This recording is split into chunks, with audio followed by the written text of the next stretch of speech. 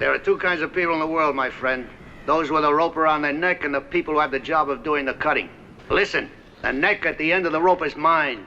I run the risks. The Chapman Automotive Group brings to you the good, the bad, and the ugly. You may run the risks, my friend, but I do the cutting.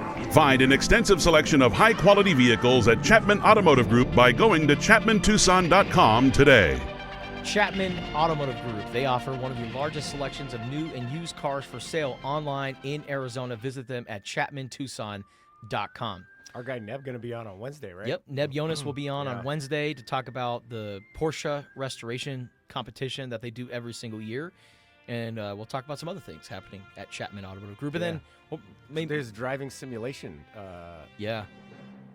place. It's supposed to be pretty fun. Badass. Yeah. So if you want to be in a simulator, get some speed, our guy Neb Jonas has you covered. I got to head over there. I got to try that. Oh, yeah.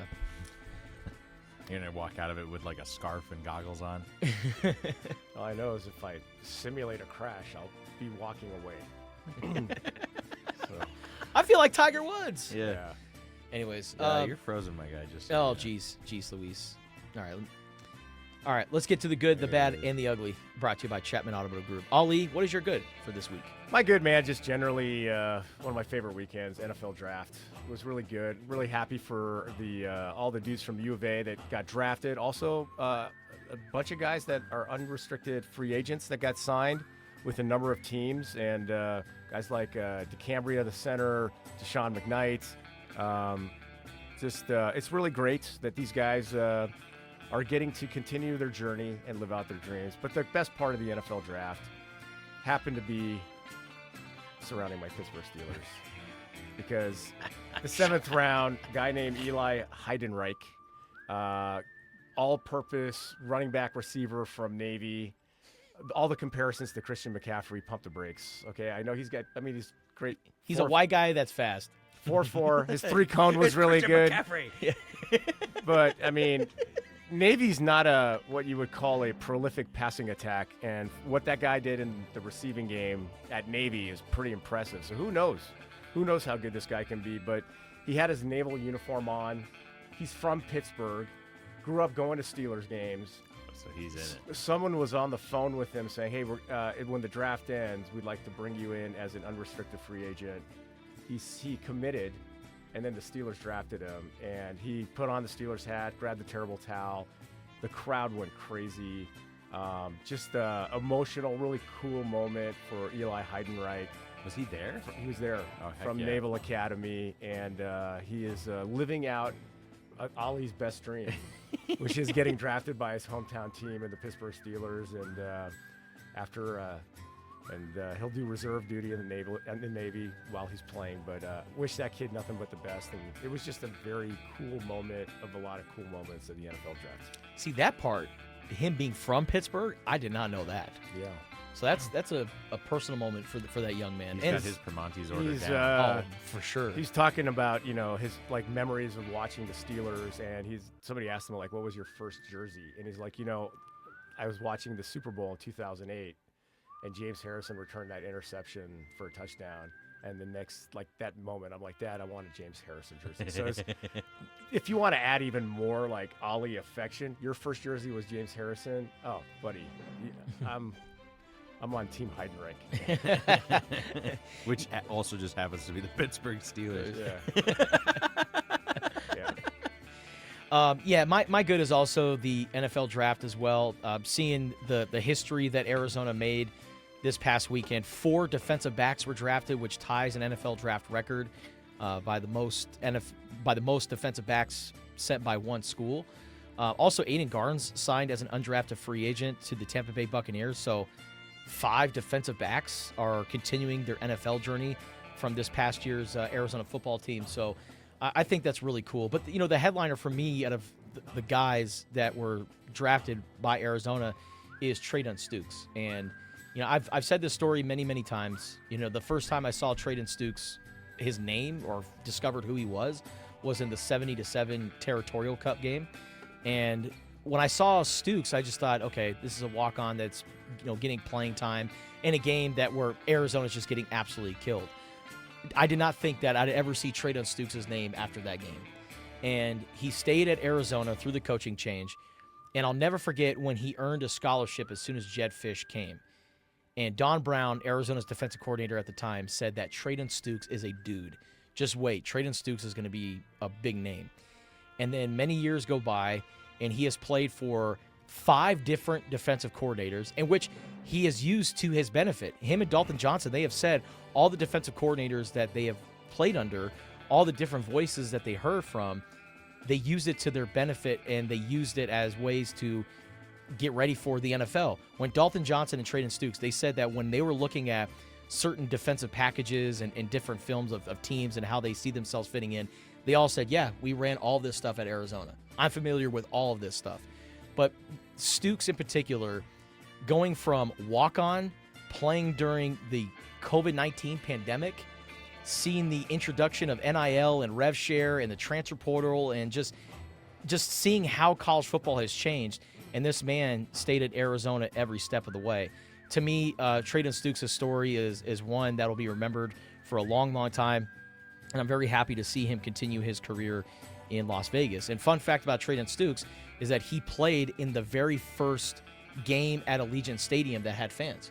That 2021 season opener, Arizona versus BYU. Stukes did not start that game, but he did have an impact in that game. And, the first game with fans at Allegiant Stadium, Stukes was a part of it, and now he gets to call Allegiant Stadium home for the next several years. And then one more thing on the NFL draft front, which I think is really cool. Bruno Fina, Tucson's very own, getting picked up by the Buffalo Bills as an undrafted free agent. His pops, John Fina, who's going to be our celebrity golfer at the Spear Summer Classic, he played for the Buffalo Bills for, I think, 10 seasons or 11 seasons and participated in 2 Super Bowls. John Fina is an absolute legend in Buffalo. He goes there every single year for a few football games. And to see his son, a guy that you have coached, Ali, at Salpointe, for him to get that opportunity to play for the Buffalo Bills, I think is really cool. Just the thought of seeing Fina on the back of a jersey playing for the Buffalo Bills right now, I think is awesome. It's amazing, man. I mean, what a journey, what a story. Just so happy for Bruno. By the way, very intelligent, sharp, great student, great kid, and see how he's matured and grown. And to have an opportunity to play for the team that his dad played for over a decade, unbelievable. Absolutely. So. Played in 2 Super Bowls. I mean, John Fina is a Bills legend. I'm just happy that Bruno Fina gets to continue that. May I throw in a Sure. Really just more of a shout-out, I guess. Late last week was the World Beer Cup, and our local favorite, Barrio Brewing, got 2 medals. Rojo, I think, got a silver in its category, and Nolan's Porter is the best brown porter in the world. What? Yeah, right now.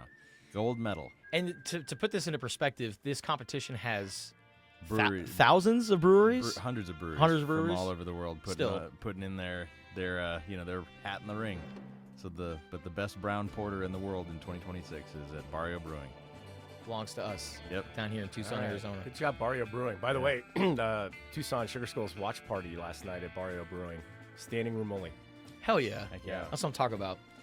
All right, Ali, what's your bet? My bad. I mean, I say bleep Boston a lot, but bleep Philadelphia, man.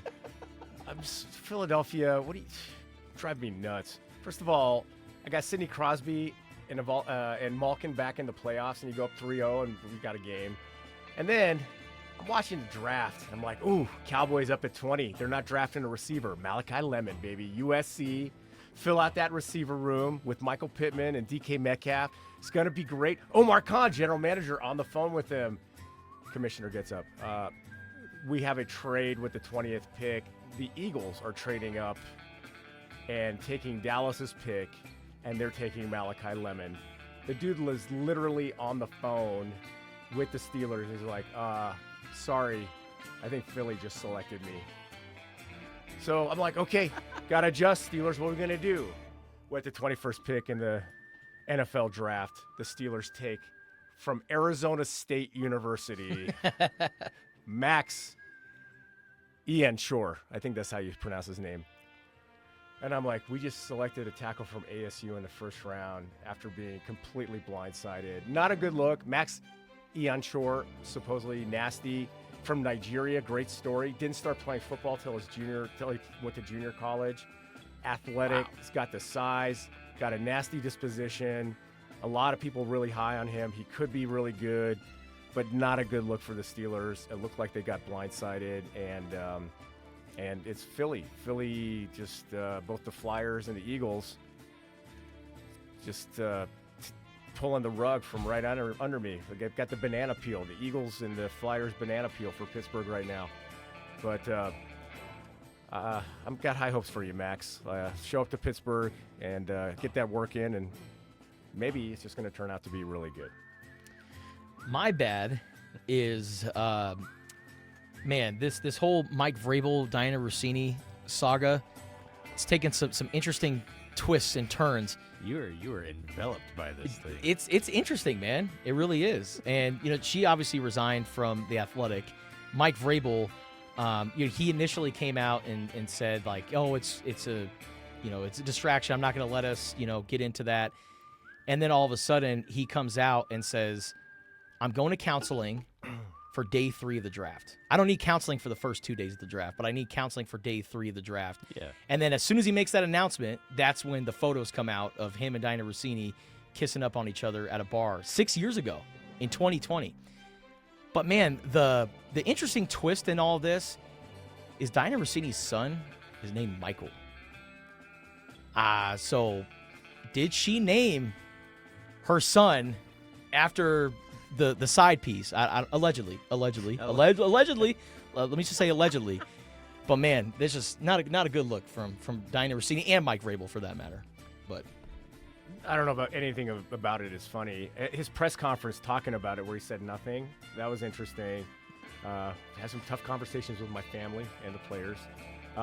But Diana Rossini telling The Athletic who she worked for and no longer. No. It was a coincidence. I was there with him. I was on a girls' trip. And whoever her boss was, beautiful move.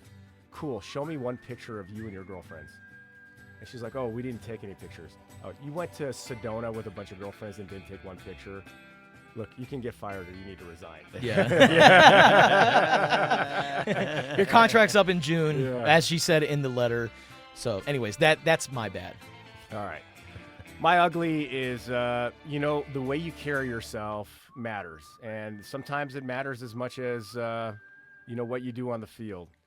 And when you go to the Heisman Trophy ceremony like you're a pit boss from Vegas with your 2 Goomba brothers, and you just act like a complete buffoon, and you start drinking on the streets, and you got bleep Indiana stuff going on, what's going to happen is, even though you had a really nice career as a quarterback at Vanderbilt, and took Vanderbilt to heights they've never known as a football program, you're not getting drafted. And in fact, you're not even getting an unrestricted free agent contract. You've just been invited to minicamp with the Baltimore Ravens.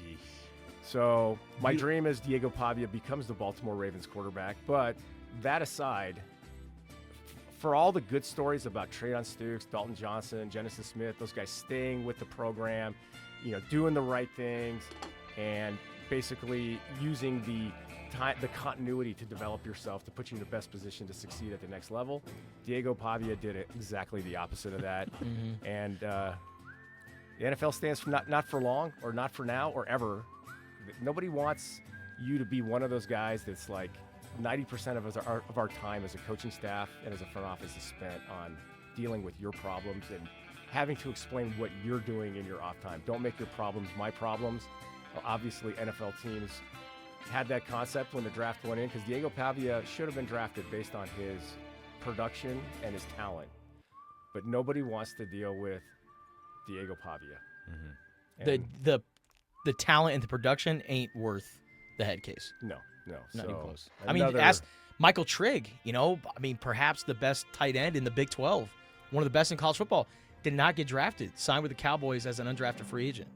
And a big part of that is because Michael Trigg is a head case, which makes him perfect for the Cowboys. Yeah, it'll work out. You know what? He should room with George Pickens at training camp. Oh, man. George Pickens on a franchise tag. We're not going to give you a long-term deal. That's going to be special. Mm-hmm. We're going to see what's going to happen with that. It's bad because Shadur Sanders got drafted.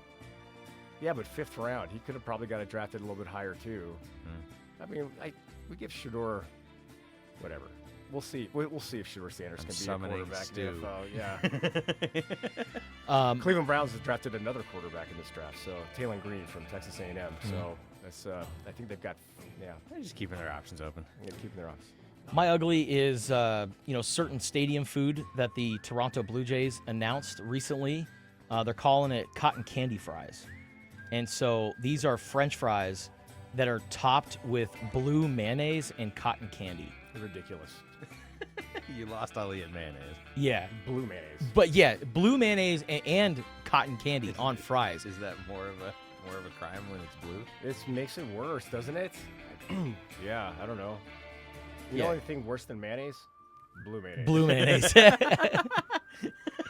I like cotton candy. I like fries, but mixing it all together and then you add mayonnaise on top of that, yeah, just not good. Do better, Canada. Neighbors to the north, come on, man. Seriously. That's terrible. Terrible idea. I think scratch that. We all make mistakes, like New Coke. Terrible idea. New Coke. Like New Coke? That's right. Oh, you don't remember New Coke? What's New Coke? Well, now it's Coca-Cola. It's like, oh yeah, Coca-Cola Classic. We're done. We're coming out with New Coke. People lost their minds. Maybe genius marketing idea because they adjusted and they're like, you know what? This new Coke, this new formula not working. Classic Coke is back. Coke went off the shelves. exploded. Yeah. Hell yeah. You don't know that story? No. New Coke. Yeah. How about Clear Pepsi? Oh, Clear Pepsi, I was there Crystal for. Pepsi. Yeah. Crystal Pepsi, big in the early 2000s. Yeah. I remember that. Never. Or late 90s. You don't get it all around. Frozen Taco Bell burritos up your butt. It doesn't always equate to good marketing. Yeah. Sometimes you make mistakes.